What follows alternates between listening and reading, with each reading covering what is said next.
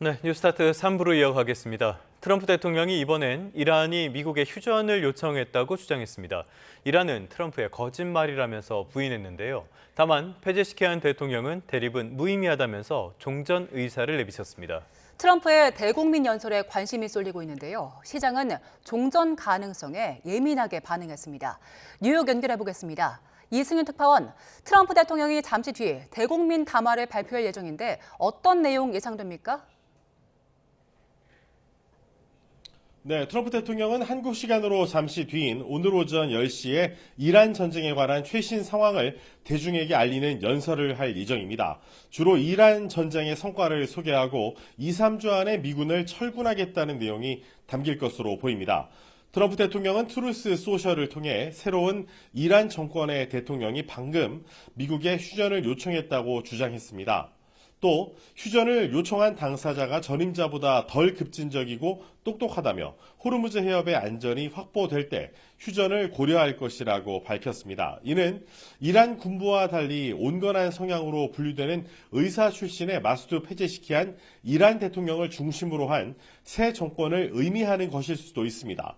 페제시키안 대통령은 미국인에게 보내는 서한을 통해 이 대립의 길로 계속 가는 건 대가가 크고 무의미한 일이라면서 전쟁 종식 의사를 밝혔습니다. 전날에도 침략 재발 방지 보장 등 필수 조건이 충족된다면 이란 전쟁을 끝내는데 필요한 의지가 있다고 말했습니다. 다만 이란 내 강경파인 신임 최고 지도자 아야톨라 세예드 모스타파 하메네이나 이란 이슬람 혁명 수비대와 이 부분과 관련해 조율이 이루어졌는지는 알려지지 않았습니다. 에스마일 바가이 이란 외무부 대변인은 언론 인터뷰에서 휴전을 요구했다는 트럼프 대통령의 발표는 거짓이고 근거가 없다면서 즉각 부인했습니다. 아바스 아라그치 이란 외무장관도 휴전 조건조차 이란은 제시하지 않았다며 침략자인 이스라엘과 미국이 벌을 받고 피해를 전액 배상할 때까지 이란 전쟁은 계속된다고 밝혔습니다. 전날 언론 인터뷰에서도 같은 입장을 밝혔는데요. 직접 들어보시죠. این اعتماد وجود نداره و برای اعتماد سازی قدم‌های بزرگی باید برداشته بشه تا شرایط به گونه‌ای مهیا بشه که اعتماد به یک مذاکره ایجاد بشه. اینکه جمهوری اسلامی ایران تصمیم بگیره یا نگیره بحث دیگری است. 로이터 통신은 제이디 벤스 미국 부통령이 트럼프 대통령의 지시에 따라 중재국인 파키스탄과 휴전 협상 관련 대화를 했다고 전했습니다. 또 트럼프 대통령이 호르무즈 해협 개방 등 미국의 조건이 충족될 경우에 휴전에 열려있다는 뜻을 벤스 부통령을 통해 전달했다고 보도했습니다. 벤스 부통령은 트럼프 대통령이 인내심을 잃었다며 합의를 하지 않을 경우 이란의 인프라를 공격할 것이라고 압박했다고 로이터는 소개했습니다. 방금 들어온 소식인데요. 트럼프 대통령은 한국이 호르무즈 해협 문제에 전혀 도움이 되지 않았다면서 우리나라를 비판하기도 했습니다. 이란과의 협상과 관련한 트럼프 대통령의 발언 직접 들어보시죠. We've had regime change. We're dealing with people that are much more rational. They're much more reasonable. I think much less radicalized. I think with 2 or 3 weeks, we'll leave. 네, 이런 이야기가 나왔지만 불확실성은 여전한 것 같은데요. 시장 반응은 어땠습니까? 뉴욕 유가 기준인 5월 인도분 서부 텍사스산 원유 가격은 전장보다 1.24% 내린 배럴당 100.12달러의 거래를 마쳤습니다. 뉴욕 증시 3대 지수는 종전 기대감 고조에 동반 상승 마감했습니다. 우량주 30개로 구성된 다우존스 30 산업평균 지수는 전장보다 0.48%, 대형주 위주의 S&P 500 지수는 0.72% 상승했고 기술주 중심의 나스닥 종합지수는 1.16% 올랐습니다.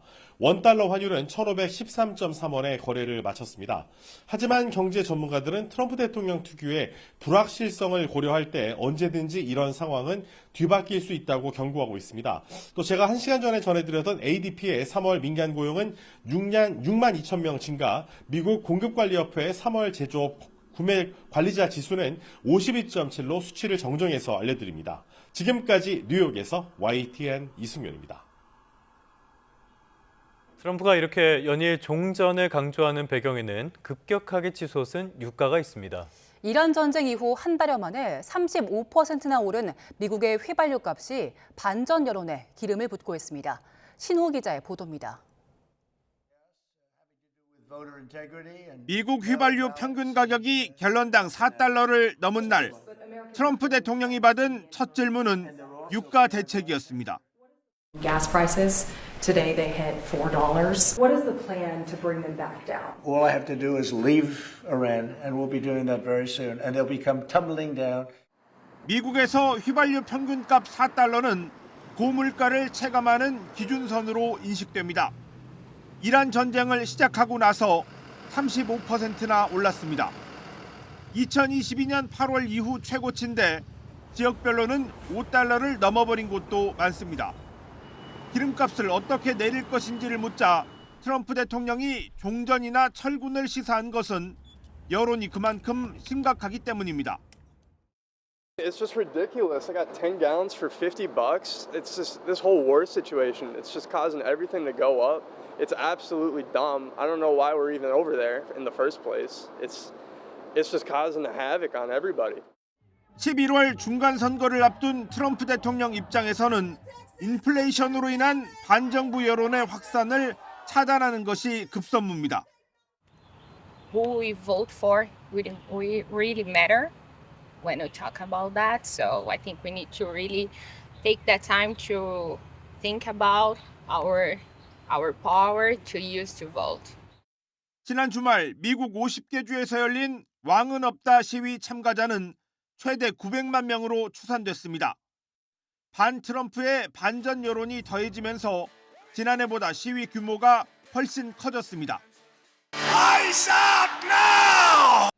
트럼프 대통령은 전쟁이 끝나면 유가도 바로 안정될 것으로 기대하지만 이란이 호르무즈 해협 봉쇄를 정권의 생명줄로 여기고 있어서 유가 불안은 지속할 수 있다는 관측도 나옵니다.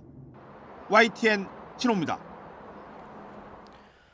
이란 이슬람 혁명 수비대는 호르무즈 해협을 적대적 세력에게 열지 않겠다고 밝혔다고 국영 IRNA 통신이 보도했습니다. 혁명 수비대는 성명을 통해 우리가 호르무즈 해협의 상황을 확고하고 강력하게 통제하고 있다면서 이같이 주장했습니다.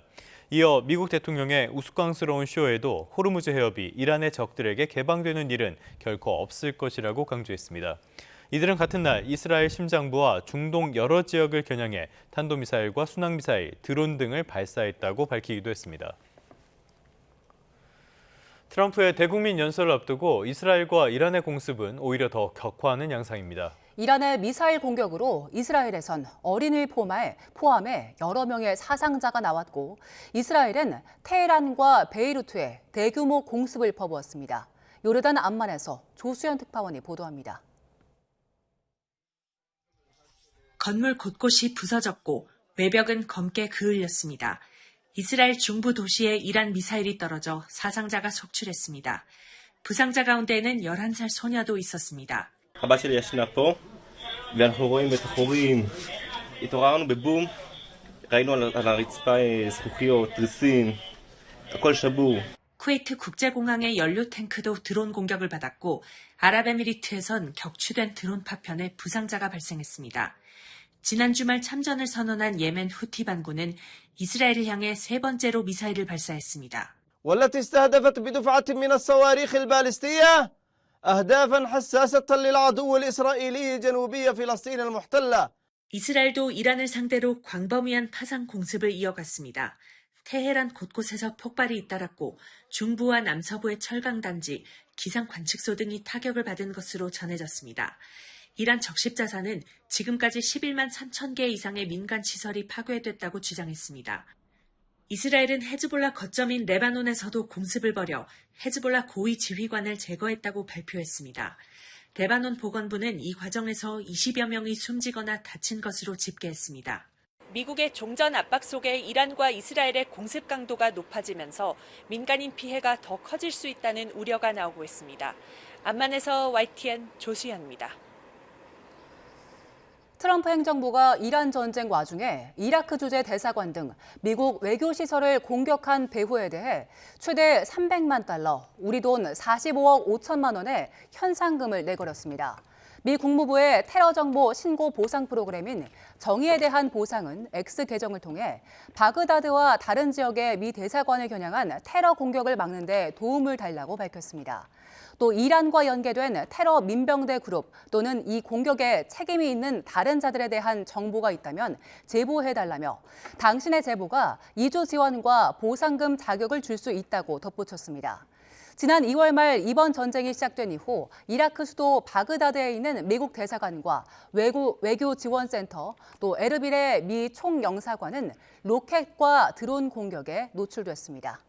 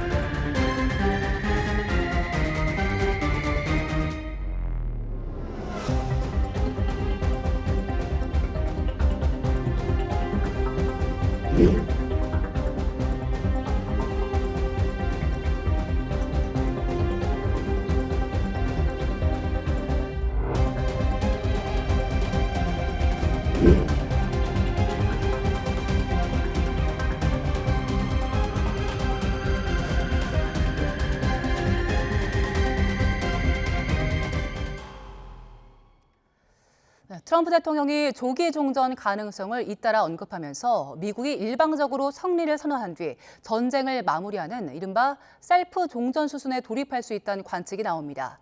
잠시 뒤 우리 시간으로 오전 10시쯤이면 대국민 연설을 통해서 이란 상황에 대해서 언급할 예정인데요. 관련해서 두 분과 함께 진단해 보겠습니다. 남성욱 숙명여대 석좌 교수, 이정환 한양대 경제금융학과 교수와 함께합니다. 어서 오세요. 안녕하십니까. 네. 일단 미국 쪽에서는 계속해서 조기 종전 이야기가 나오고 있는 상황인데 오늘 오전 10시에 이란 상황에 대해서 자세하게 대국민 연설을 한다고 하는데 어떤 내용 예상하십니까? 저는 뭐 큰 내용이 담기지는 않을 것으로 보입니다. 떠난다라는 얘기를 아마 하지 않을까. 곧 떠난다고 그러는데 곧이 어느 정도의 수량이냐. 2, 3주라는 표현을 트럼프 대통령이 썼습니다. 결국은 4월 한 달은 호르무즈 해협 위기가 지속된다라는 의미겠죠. 트럼프 대통령은 이제 셀프 종전을 선언함으로써 떠날 명분을 찾는 거죠.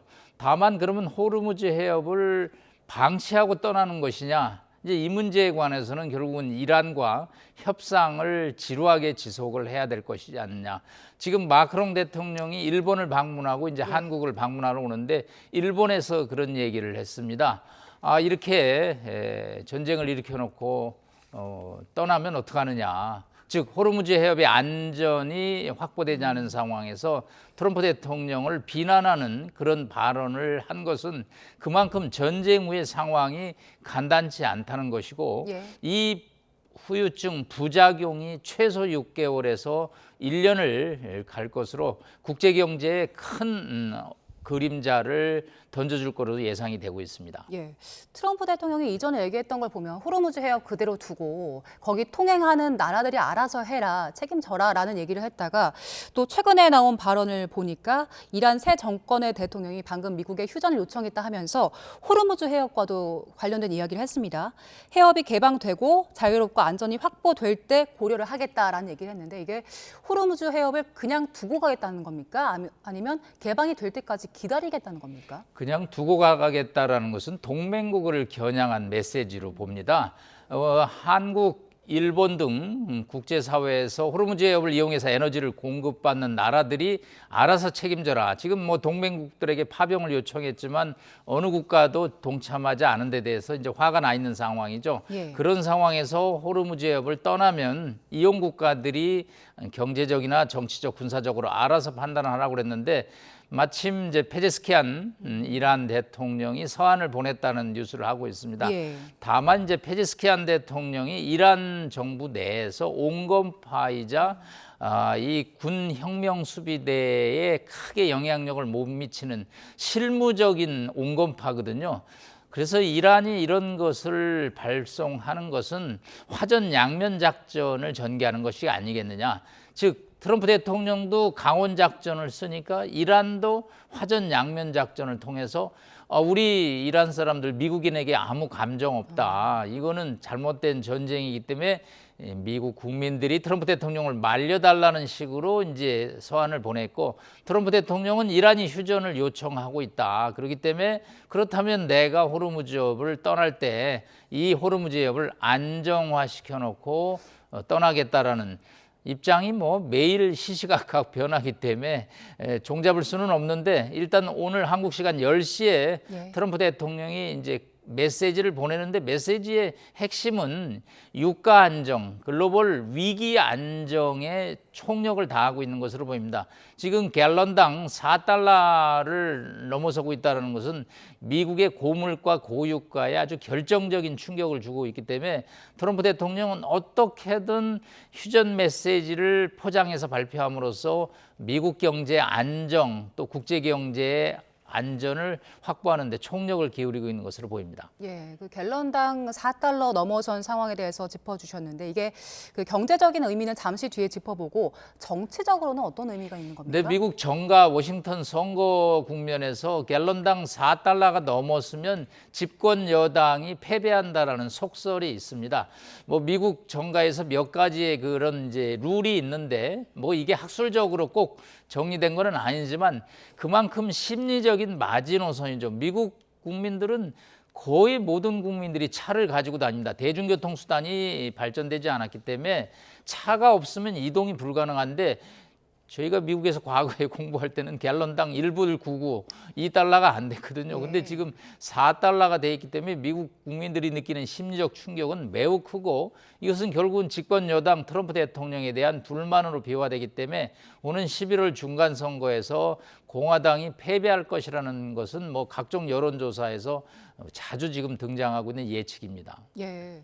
일단 말씀하신 것처럼 트럼프 대통령이 전쟁 빨리 좀 끝내고 싶다 하는 이유가 결국엔 경제일 텐데, 그 지역별로 보면은 갤런당 5달러 넘은 지역도 있다고 하더라고요. 지금 미국 지역 내 그 유가, 물가 상황 어떻습니까? 뭐 이제 물가란 것이 기름값이 오른다고 바로 반응하는 것은 아니지만, 아무래도 이제 유가가 오르게 되면은 물가에 대한 우려가 심각해지는 것은 또 사실이란 말씀드려야 될 것 같습니다. 최근에 이제 각종 뭐 해외 국제기관들에서는 미국의 물가 상승률을 뭐 3%대 이상 보는, 그러니까 원래는 2점대 초반 2.45%를 봤는데 3% 이상, 거의 4%까지도 보는 이런 여러 가지 전망치들이 나오고 있거든요.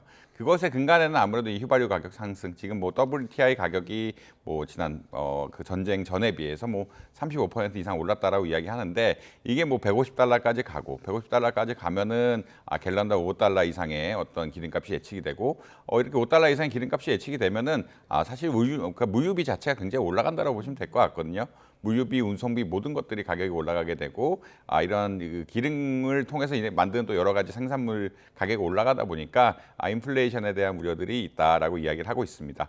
그래서 이제 4달러 뭐 이렇게 휘발유 가격 4달러에 대해서 계속 이야기를 하는데, 이게 일단은 심리적 저지선이고, 그리고 가격이 뭐 한 1달러씩 오를 때마다 뭐 경제에 대한 실망감이 뭐 5% 이상 커진다라는 실증적 분석 같은 것도 최근 나오고 있거든요. 그러니까 이제 이 유가를 관리하는 것이 미국의 어떤 경제를 보는, 혹은 경제 성패를 바라볼 정도로 사람들의 심리 인식이 그렇게 가고 있기 때문에 좀 중요할 수밖에 없는 이슈고, 실질적으로도 이게 물가가 오르게 되면은 유가가 오르게 되면 물가가 오르게 되고, 뭐 최종적으로 이야기하겠지만 이제 물가가 오르게 되면 물가가 오르게 되면 또 금리까지 오르게 되는 이런 현상들이 있을 수 있다, 이런 말씀 드려야 될 것 같습니다. 네, 그렇기 때문에 지금 미국에서는 현 상황을 좀 주의 깊게 볼 수밖에 없는 것 같은데, 그 국제유가 같은 경우에 지금 뭐 배럴당 100달러 육박하는 상황인데, 전쟁 전만 해도 60달러 선이었잖아요. 근데 미 재무부에서 전쟁이 끝나도 일정 기간 배럴당 100달러 이상이 유지될 수 있다, 이렇게 보고 있는 것 같더라고요. 긴급 권한 발동도 논의하고 있다는데, 이게 발동이 되면 어떻게 되는 겁니까? 뭐 아무래도 긴급 권한이라는 건 우리나라 공급망 관리랑 비슷하다라고 보시면 될 것 같고 이제 석유 수출을 막는다든지 왜냐하면 석유 수출하게 되면 미국 내 유가 같은 것들이 올라갈 수가 있기 때문에 그런 것을 막거나 혹은 이제 다양한 방식을 통해서 이제 해외에 들어오는 양들을 늘리거나 아니면 뭐 에너지 소비량 같은 걸 줄일 수도 있는 이런 정책들이라 보시면 될 것 같고요. 근데 이렇게 그러니까 사실 이제 정치적인 이슈인데 정치적인 이슈 때문에 결국 유가를 올리면 안 되는 상황들이 왔고 유가를 올리지 않으려고 결국 전쟁을 중단한다라는 그런 역의 논리들이 지금 나오고 있는 상황들이라 미국 입장에서도 굉장히 중요할 수밖에 없다. 그리고 특히 트럼프 지금 아까 금리 얘기를 말씀 잘 안 드렸는데 트럼프 대통령은 금리 인하를 적극적으로 원하고 있는데 인플레이션이 4%대 가면은 금리 인하 기대감은 사실 소멸하는 거랑 마찬가지라서 이 금리 인하까지 생각하는 트럼프 대통령 입장에서는 굉장히 부담될 수밖에 없다. 이런 고유가 같은 것들이 부담될 수밖에 없고 유가를 안정시키기 위해서 이런 공급망 관리 같은 정책들 역시 할 수는 있다. 이런 말씀 드려야 될 것 같습니다. 작년만 해도 금리 인하에 대한 작년도 아니죠. 전쟁 이전만 해도 금리 인하될 거란 기대감이 있었는데 이제는 좀 어려워진 거 아닙니까? 지금 아까 말씀드린 OECD 미국 물가 4.2% 전망하고 있는데 4.2%로 올라가면 금리를 오히려 올려야 될 수도 있는 이런 상황들이거든요. 그래서 사실 이제 금리 선물이라는 게 또 있습니다. 금리 선물이라는 거는 역시 미래의 금리에 대해서 예측을 하는 이런 것이라고 보실 수 있을 것 같은데 작년 이맘때만 해도 이제 내년 것들이 그러니까 금리가 한 3번 정도 내려가지 않을까. 그러니까 사실 거의 전쟁 전이라고 보시면 될 것 같은데 전쟁 전만 해도 이런 미국의 금리가 내년쯤 되면은 3번까지 내려갈 수 있지 않을까라는 시장의 기대감들이 반영이 되어 있는데 지금은 이제 미국의 금리 같은 것들을 예측해 보니까 지금 거래되는 미래의 금리를 가지고 예측을 해보니 전혀 반영이 되고 있지 않다는 이야기를 할 수 있겠고요. 인플레이션 율이 3% 4% 가면은 결국 오히려 금리를 인상해야 되는 이런 시나리오까지 고려가 될 수밖에 없는 이런 상황들이기 때문에 금리 인하에 대한 기대감들은 상당히 많이 사라졌다. 적어도 상반기에 금리 인하를 할 거라고 생각하는 사람들은 거의 아무도 없어진 것 같다는 말씀은 드려야 될 것 같습니다. 네, 그럼에도 불구하고 지금 트럼프 대통령 그리고 미 행정부에서는 계속해서 종전에 대한 이야기를 하고 있기 때문에 시장이 좀 반응을 하고 있거든요. 일단 그 밤새 뉴욕 지수 3대 지수 어떻게 움직였습니까? 이게 나스닥 지수가 1% 이상 오르면서 사실 전날도 좋았거든요. 전날 좋았는데 나스닥 지수가 1% 이상 오르면서 어떻게 보자라면 이제 종전에 대한 기대감들이 좀 형성되고 있다. 이런 말씀 드려야 될 것 같습니다. 결국 이제 트럼프 대통령이 계속 종전에 대해서 직접적으로 멘트를 하긴 하거든요. 협상이 아니라 이제 종전에 대한 이야기를 계속 내러티브처럼 이야기를 하고 있기 때문에 이야기가 어떤 거냐면 사람들이 어떤 방식으로든 전쟁이 끝날 것을 기대하는 것은 사실이다라는 이런 말씀 드릴 수 있을 것 같고요. 물론 이제 종전의 협상이라는 게 남 교수님 훨씬 잘 아시겠지만 이 물밑에서 진행되는 것이라 실제로 어떻게 진행되는지 그것은 모르겠지만 트럼프 대통령이 오늘 한국 시간으로 오늘이죠. 오늘 또 종전에 대한 관련된 멘트를 발표한다. 이런 것들이 기대감으로 형성되면서 주가가 많이 오르고 있는 양상이었다. 그리고 이제 금리 같은 것들도 좀 떨어져. 금리가 떨어진다는 이야기는 어떤 거냐면 사실 인플레이션율 같은 것들이 전쟁이 지속되면 오를 거라고 생각하는데 이런 것들 좀 떨어질 수 있다. 유가도 어제 1% 정도 하락함으로써 결국은 셋다. 그러니까 주가는 오르고 금리는 떨어지고 유가는 떨어지는 어떻게 보면 종전 시나리오에 가까운 시장의 반응이었다. 이런 말씀 드려야 될 것 같습니다. 예, 지금 이렇게 전쟁이 좀 끝날 것이다라는 기대감도 있는 한편에 전쟁은 장기화될 거란 우려도 여전히 남아있는 상황이잖아요. 일단 트럼프 대통령이 이란 쪽에서 미국에게 휴전을 원한다는 의사를 밝혔다라고 했지만 지금 그 이란 외무부 측의 발언을 보면 트럼프 말 거짓말이다라고 선을 긋고 있고요. 또 이란 혁명수비대 같은 경우에는 호르무즈가 적에게 열리는 일은 절대 없을 것이다 하면서 여전히 중동 지역 군사적 긴장감은 높은 상황인 것 같아요. 어떻습니까? 네, 이 전쟁은 시작하기는 쉬워도 끝내기는 어렵다라고 합니다. 이 전쟁을 끝내려면 명분이 필요하거든요. 양측 다죠. 트럼프 대통령은 본인이 이겼다. 셀프건 타이건 승리 선언을 해야 되는데 저렇게 호르무즈 해협을 이란의 통제하에 두는 것이 과연 승리 선언에 맞느냐라는 딜레마에 빠졌고요. 이란 입장에서는 트럼프 대통령의 요구대로 핵시설, 미사일 능력 여러 가지 제재를 받는 그런 휴전안에 동의하기는 어려운 거죠. 그런데 이제 양측이 서로 심리전을 굉장히 벌이는 것 같아요. 일단 트럼프 대통령이 뭐 계속 이란이 이제 휴전을 물밑에서 요청해 온다. 그러니까 기대감이 높아져서 이 교수님 말씀한 대로 뭐 경제 주식 시장이 안정을 되찾는데 이러다 보니까 또 한쪽에서는 또 포탄을 쏴대는 거죠. 미사일을 쏴대고. 그래서 이란이 드론으로 지금 중동에 있는 미국 기업들 구글, 테슬라 등을 공격을 하고 있습니다. 한국 선박에 지금 통행이 안 되고 있는데 아람코라는 미국계 석유회사에 투자한 그런 한국 유조선들은 통행이 안 된다라는 표현을 쓰고 있습니다. 그렇기 때문에 이 겉으로는 휴전을 얘기하지만 물밑에서는 양측의 치열한 주도권 잡기가 이루어지고 있습니다.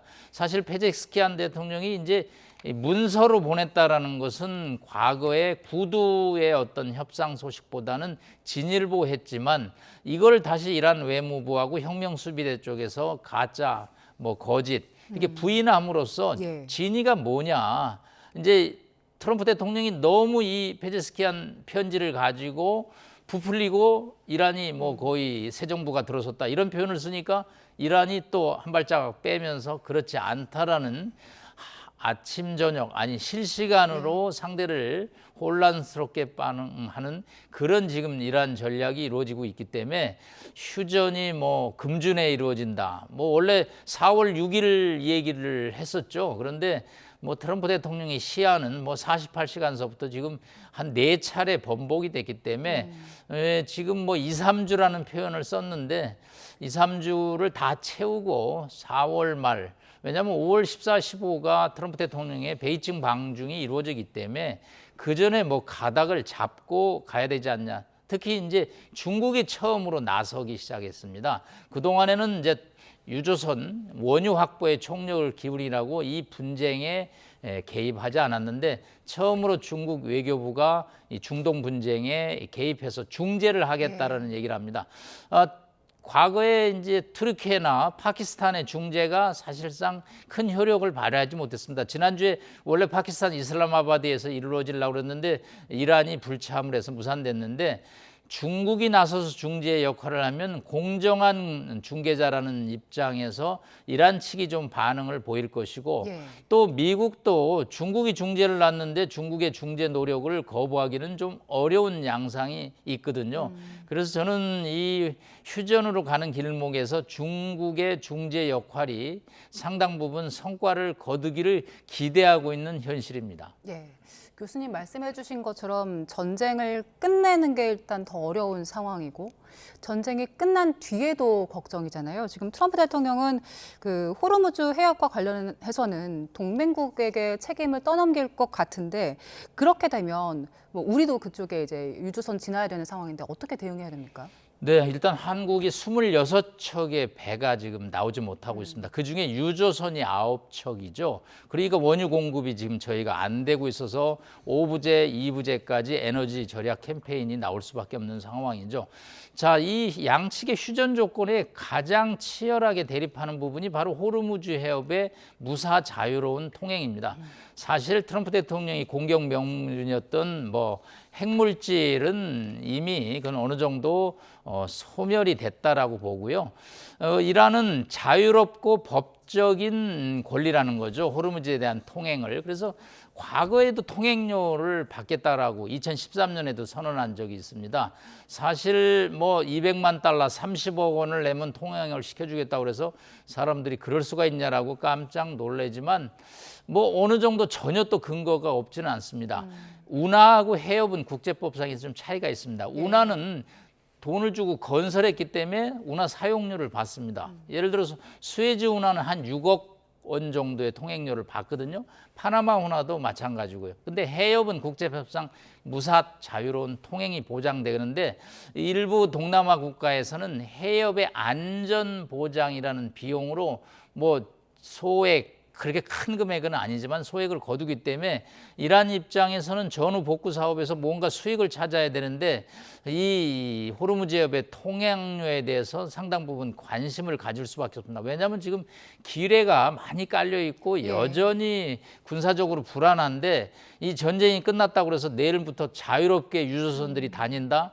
이건 군사적으로 이란이 협조하지 않으면 매우 위험합니다. 그래서 캐슘섬 안쪽으로 이 아주 한 5km 정도의 안전한 지역을 빠져나와야 되는데 그러려면 이란의 적극적인 협조가 필요하기 때문에 이 휴전을 둘러싸고 결국은 이 전쟁의 끝은 호르무즈 해협을 어떻게 관리하느냐가 이 전쟁 종결의 마침표가 되지 않겠나 봅니다. 네, 말씀하신 것처럼 일단 군이 이란을 빠져나온다고 해도 호르무즈 해협이 열리는 건 아니기 때문에 지금 우리 정부도 일단 더 장기적인 대응에 나선 걸로 보입니다. 그 원유 위기 경보를 2단계에서 3단계 경계로 격상한 상황인데 이게 어느 정도 위급한 상황인 겁니까? 뭐 사실 이제 정부에서는 이제 관리 지표를 이렇게 보고 있는 거라고 보시면 될 것 같고요.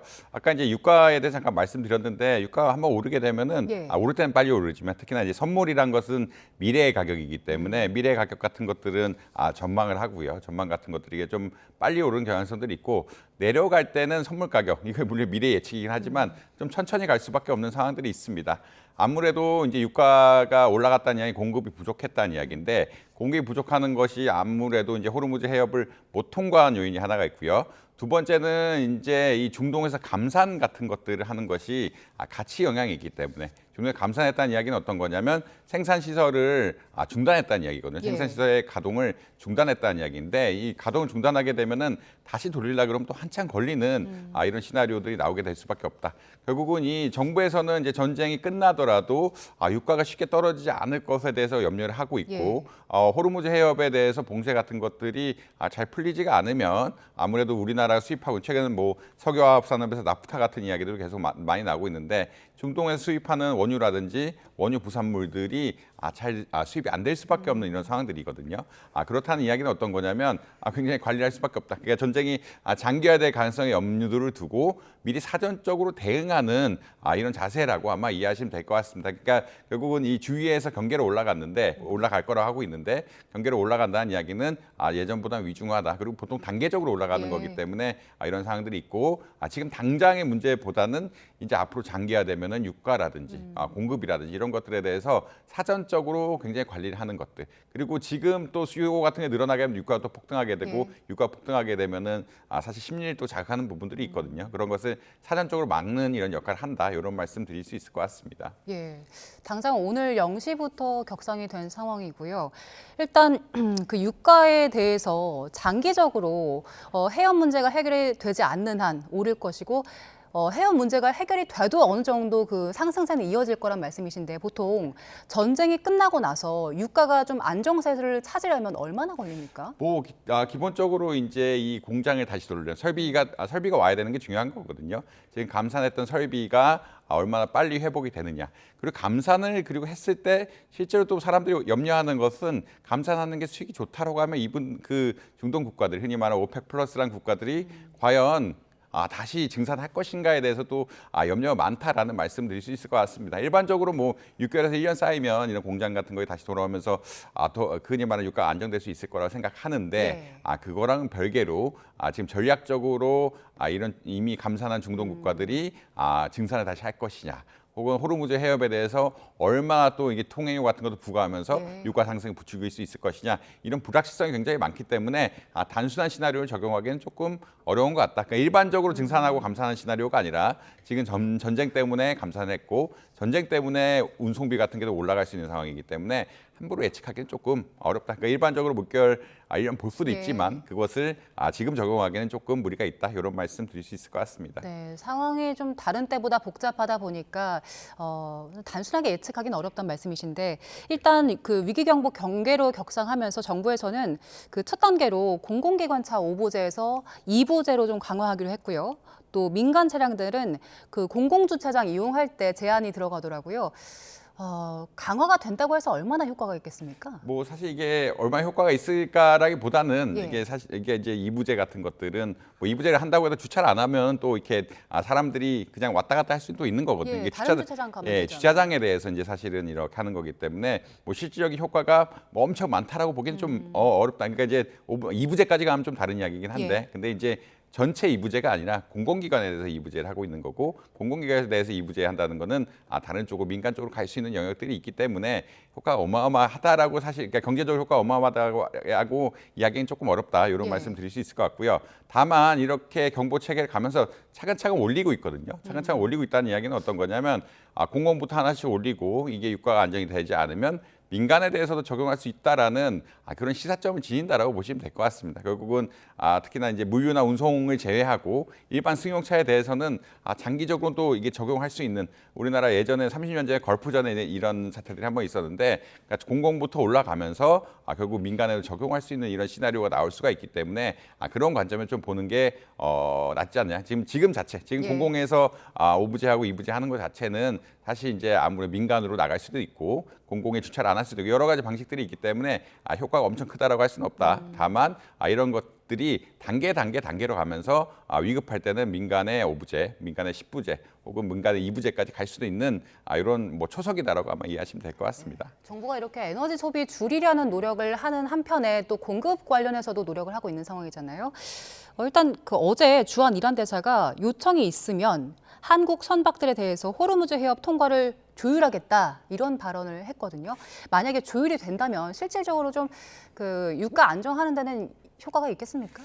근데 이제 유가란 것이 기본적으로 어떻게 보자라고 하면은 전 세계적으로 결정이 되는 거고요. 미국에서 매번 이야기하지만 미국은 기름이 충분히 많이 나기 때문에 자기네 유가를 안정시킬 수 있다라고 하는데 기본 전 세계에서 가격들이 다 올라가고 있으면 유가란 건 올라갈 수밖에 없는 이런 상황들이라고 보시면 될 것 같고, 한 대 한 대 나가는 것이 당장의 수급량을 위해서는 굉장히 좋다. 당장의 수급량이 왜 좋다는 거는 우리나라 전략유도 비축을 해야 되고 정유사도 어느 정도 일정 수준의 재고를 가지고 있어야 이런 공급을 원활하게 할 수 있기 때문에 그러니까 선박 하나하나가 이렇게 지나갈 수 있는 건 굉장히 좋은 뉴스다라고 보시면 될 것 같은데, 결국은 전체적으로 유가 안정이라는 것은 글로벌 이슈이기 때문에 글로벌 이슈상 전쟁이 종결이 되고 생산 가격이 빨리 늘어나면서 가격이 떨어져야 가능한 일이다. 이런 말씀 드려야 될 것 같습니다. 근본적인 이유는 결국에 이제 호르무즈 해협 그 지역의 안정이 돌아오는 걸 텐데, 그래도 일단 할 수 있는 노력은 다 해보는 상황이고요. 트럼프 대통령은 이번 상황 거치면서 동맹국들에게 굉장한 실망 표현하고 있고요. 일단 나토 탈퇴에 대해서도 얘기하고 있는 상황인데, 이게 실현될 가능성에 대해서는 어떻게 보세요? 트럼프 대통령이 동맹에 대해서 실망했지만 또 동맹국들도 트럼프 대통령에 대해서 실망한 건 피장파장입니다. 사실은 이제 한국도 거론이 됐습니다. 주한미군, 한국 이번 사태 도움 안 됐다. 그리고 이제 나토에 대해서는 마크 루비오 장관이 어제 아주 강하게 얘기를 했습니다. 리이그잼 재검토하겠다. 지금 나토는 사실상 미군의 주둔으로 러시아 등 안보를 지키고 있는데, 탈퇴를 하겠다라는 얘기는 나토의 국방력의 절반이 빠져나간다는 건데, 사실은 미국이 유럽에 주둔하는 것은 미국의 이익도 있어서 주둔하는 거거든요. 꼭 나토를 지키기 위해서 하는 건 아닌데, 이제 이 후유증은 뭐냐면 나토 회원국들이 한 30개국 되는데 방위비 부담을 늘리라고 아마 압박을 가합니다. 그건 결국은 미국산 무기 구매로 이어지거든요. 탈퇴 카드를 앞세워서 결국은 미국산 무기의 판매가 더 압박이 강해질 것으로 보이기 때문에 트럼프 대통령은 거래 달원이기 때문에 이 동맹국들의 이번 행태를 가지고 다시 거래 기술을 적용해서 미국의 이익을 높이는 이제 그런 어떤 행태를 보일 것으로 보이고요. 아마 한국이나 일본에 대해서도 뒤끝이 좀 있을 것으로 보입니다. 그런데 이 이란 전쟁에 관해서 동맹국들이라도 명분 측면에서 쉽게 결정을 하기가 어려웠던 것이죠.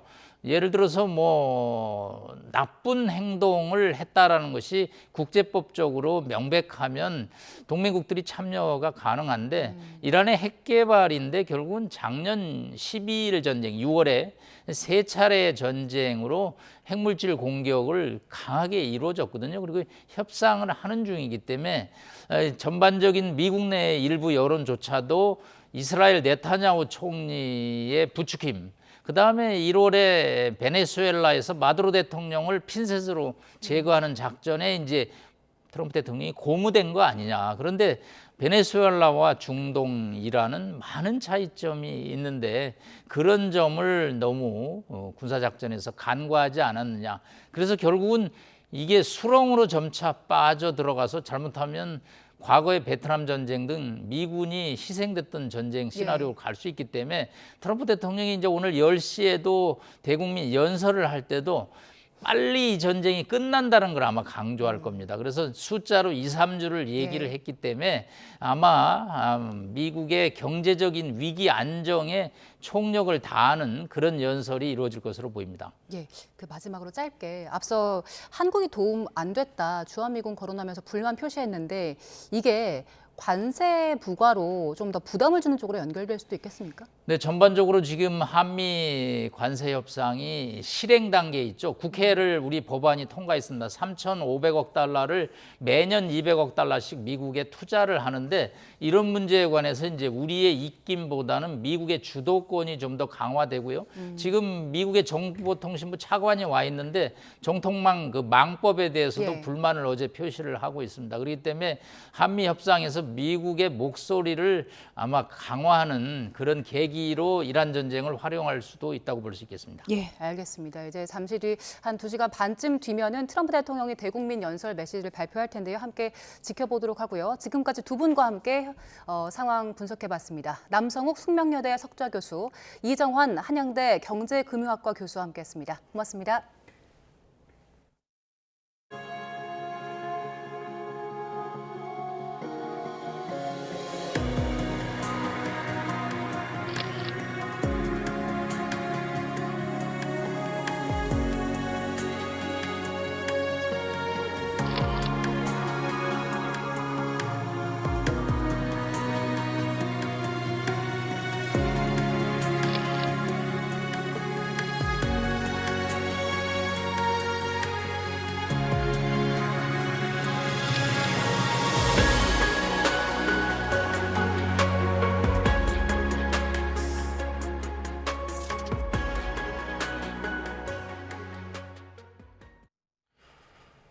네, 끝으로 출근길 날씨 살펴보겠습니다. YTN 야외 스튜디오 연결합니다. 정수현 캐스터. 네, 정수현입니다. 네, 오늘은 바깥 활동하기 좋은 날씨라고요. 네, 연일 따뜻한 날씨가 이어지면서 어제 서울의 벚꽃도 만개했다는 소식이 전해졌는데요. 오늘은 하늘도 맑아서 큰 일교차만 염두에 두신다면 나들이 즐기기 좋겠습니다. 네, 다만 오후에 서쪽 지역은 공기가 탁하다고요? 네, 낮 동안 바깥 활동하기 좋겠지만 서쪽을 중심으로는 대기질이 아쉽습니다. 오후에는 수도권과 충청, 밤에는 호남 지역의 초미세먼지 농도가 나쁨 수준으로 오르겠습니다. 이 지역에 계신 분들은 야외 활동하실 때 호흡기 관리에 유의하셔야겠습니다. 오늘 아침은 어제보단 기온이 조금 낮게 출발하고 있습니다. 이 시각 서울의 기온이 6.7도, 대전 4.9도, 광주 6.3도로 대부분 지역에서 10도를 밑돌고 있는데요. 한낮 기온은 서울이 18도, 대구와 부산 20도로 어제보다 또 예년보다 조금 높겠습니다. 주 후반에도 날은 따뜻하겠지만 내일 늦은 오후 제주도를 시작으로 주말에는 전국에 봄비가 내릴 전망입니다. 현재 강원과 충남, 호남 내륙을 중심으로는 짙은 안개가 끼어 있습니다. 특히 충남 태안과 홍성을 중심으로는 100m 미만도 보이지 않으니까요. 출근길 교통안전에 각별히 유의하시기 바랍니다. 지금까지 YTN 정수현입니다. 네, 4월 2일 YTN 뉴스타트 모두 마무리하겠습니다. 잠시 뒤 뉴스업이 이어집니다. 시청해주신 여러분 고맙습니다.